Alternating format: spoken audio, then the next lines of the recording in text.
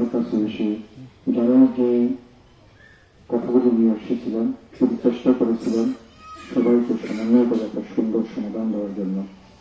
আমরা তাদের সফলতার আত্মা কামনা করি এবং আপনাদের যদি কোনো ভুলভ্রান্তি থাকে, মানুষ চলার পথে কোনো ভুলভ্রান্তি হতেই পারে, আসুন আমরা সেই মহানুভব দেখে সমস্ত ক্ষমা ভুলভ্রান্তিগুলি তাকে উপেক্ষা করে তাকে আমরা ক্ষমা করে দিই, যেন আল্লাহ তারা তাকে ব্যস্ত করি।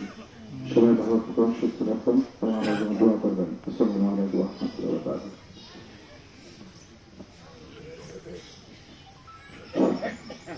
শুধু উপস্থিতি আজকে আপনারা যার জানা যাচ্ছে, উনি আমার চাচা,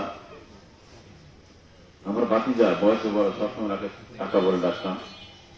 উনি আমাদের এই মধুমাধব বংশের মুরব্বী ছিলেন, আমাদের অভিভাবক ছিলেন।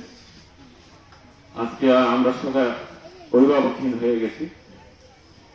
আপনারা সকলে আমাদের অভিভাবক।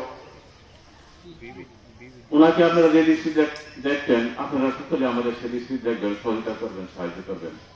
আমরা বংশের লোক জানি আপনাদের সাথে সকলে তালমিল করে চলতে পারি, এই আশা ব্যক্ত করে এখন আমাদের সামনে বক্তব্য রাখবেন শরীয়তপুরের মাটি